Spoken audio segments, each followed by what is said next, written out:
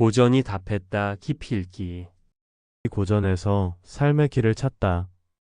고명환의 고전이 탑했다. 마땅히 살아야 할 삶에 대하여는 파란만장한 인생 경험과 수천 권의 독서에서 길어올린 지혜를 고전이라는 키워드로 엮어낸 기록입니다. 삶의 근본적인 질문들, 즉, 나는 누구인가? 어떻게 살아야 하는가? 무엇을 행해야 하는가?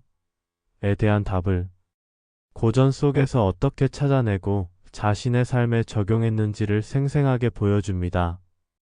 교통사고로 죽음의 문턱을 경험하고 매년 찾아오던 우울증을 극복하며 현재의 긍정적인 삶을 구축하기까지 고전 독서가 어떤 결정적인 역할을 했는지 따라가며 고전 읽기가 단순한 교양 쌓기를 넘어 삶을 변화시키는 강력한 도구가 될 수 있음을 체감하게 합니다.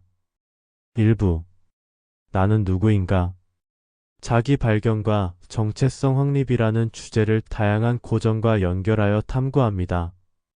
사회가 정해놓은 길이나 타인의 시선에 맞춰 살아가는 그림자의 삶을 경계해야 함을 강조합니다.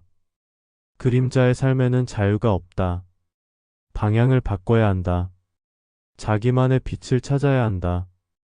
나로 인해 내 뒤에 그림자가 생겨야 한다는 말처럼 타인의 그림자를 좇는 삶에서 벗어나 스스로 빛을 내는 주체적인 존재가 되어야 함을 역설합니다. 이러한 성찰은 프란츠 카프카의 변신 속 주인공 그레고르가 벌레로 변한 이유를 탐색하며 깊어집니다. 가족과 사회를 위해 자신을 희생하며 살아온 그레고르의 모습에서 주체성을 잃어버린 현대인의 자화상을 발견합니다. 또한 심리학자 칼 융의 레드북을 통해 당신의 어두운 욕망은 무엇인가라는 질문을 던지며 자신의 내면에 존재하는 그림 자세도, 즉 어두운 측면을 직시하고 통합하는 과정이 진정한 자기 이해의 시작임을 시사합니다. 조금 모자란 상태가 가장 좋다거나 모르는 것이 많아질 때 성장한다는 소제목들은 완벽함을 추구하기보다 자신의 결핍과 무지를 인정하는 겸손한 자세가 오히려 성장의 원동력이 됨을 이야기합니다. 결국 고전이라는 거울을 통해 자신을 비춰보고 마땅히 살아야 할 삶, 즉 나다운 삶을 살기 위한 내면의 힘을 기르는 과정을 다룹니다. 2부. 어떻게 살아야 하는가? 어떻게 잘 살아갈 것인가에 대한 구체적인 삶의 태도와 원칙을 고전에서 찾습니다. 행복과 불행, 고통과 쾌락, 소유와 존재 등 인생의 중요한 가치들을 다룹니다. 우리가 늘 불행한 이유에 대해 자크 루소의 에밀을 인용하며 행복이 욕망과 능력의 균형에 있음을 설명합니다. 자신의 능력 범위를 넘어서는 과도한 욕망이 우리를 불행하게 만든다는 것입니다. 따라서 바라는 바가 소박했기 때문이다라는 소제목처럼 욕망을 조절하고 현재 가진 것에 만족하는 지혜가 필요함을 이야기합니다. 고통 없는 쾌락은 없다는 주제에서는 고통을 회피하려는 태도가 오히려 삶을 피상적으로 만든다고 지적합니다. 고통, 시련, 역경이라는 말의 어감을 무서워하지 마라. 우리를 행복으로 데려다 줄 비밀의 열쇠다. 고통을 품고 세상을 정복하라. 그 후에 오는 쾌감이 진짜 쾌락이다라며 고통을 정면으로 마주하고 극복하는 과정에서 진정한 기쁨과 성취를 얻을 수 있다는 역설적인 진리를 강조합니다. 또한 니코스 카잔차키스의 글이 쓰인 조르바를 통해 남을 위하는 것이 곧 나를 위하는 것이라는 이타적인 삶의 가치를 돈키호테를 통해 현실에 안주하지 않고 자신의 이상을 향해 나아가는 모험가적 삶의 태도를 배웁니다. 절대로 실패하지 않는 매뉴얼이나 문제는 노력이 아닌 방향이다 라는 소제목들은 무작정 열심히 사는 것보다 올바른 방향을 설정하고 지혜롭게 나아가는 것이 중요함을 시사합니다. 이 장은 고전이 제시하는 다양한 삶의 모델들을 통해 독자 스스로 어떻게 살아야 할지에 대한 자신만의 답을 찾아가도록 안내합니다. 3부. 무엇을 행해야 하는가?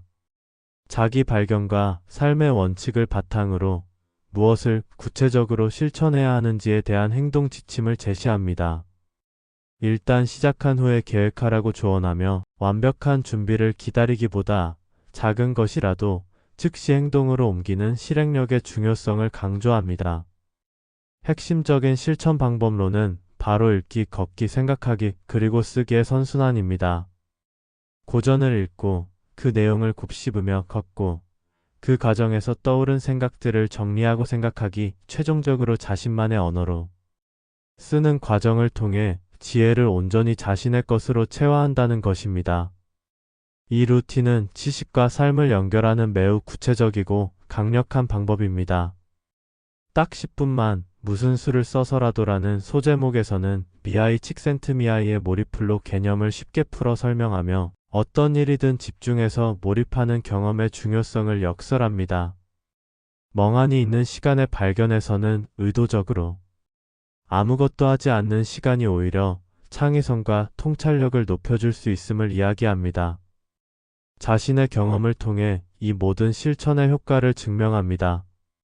매년 찾아오던 우울증이 사라졌다는 고백은 괴테의 젊은 베르테르의 슬픔을 읽고 시작한 천일 긍정학원이라는 실천이 어떻게 삶을 바꾸었는지를 보여주는 강력한 사례입니다.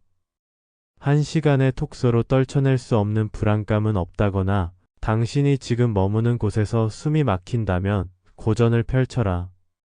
당신이 자유롭게 숨 쉴 수 있는 당신을 필요로 하는 곳으로 고전이 안내해 줄 것이다 라는 문장들은 톡서가 단순한 취미를 넘어 불안과 절망을 이겨내는 치유의 행위가 될 수 있음을 보여줍니다. 고전이 박물관에 갇힌 낡은 유물이 아니라 시대를 초월하여 우리의 삶에 직접 말을 걸어오는 살아있는 지혜의 보고임을 다시 한번 깨닫게 됩니다. 치열한 삶의 경험을 통해 고전을 온몸으로 읽어내고 그 속에서 길어올린 깨달음을 독자들이 쉽게 이해하고 공감할 수 있는 언어로 풀어냅니다. 그러니 사람에게 묻지 말고 고전에 물어라. 이미 모든 고난과 역경을 겪어온 경험이 농축된 고전의 답을 구하라는 말처럼 인생의 방향을 잃고 고민하는 이들에게 스스로 길을 찾을 수 있도록 돕는 든든한 나침반이 되어줄 것입니다.